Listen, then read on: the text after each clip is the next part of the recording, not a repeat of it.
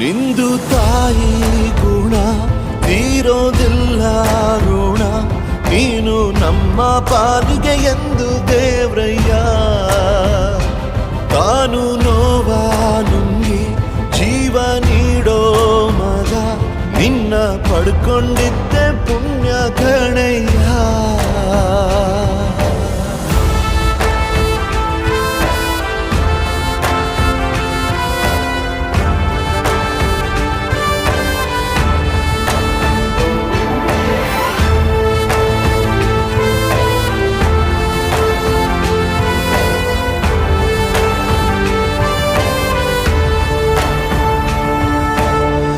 ಅನ್ನ ಕೊಡೋ ಭೂಮಿನು ಹೊಗಳುತ್ತಿದೆ ನಿನ್ನನ್ನು, ಊರನ್ನೇ ಬೆಳಗೋ ವಜ್ರ ನೀನು.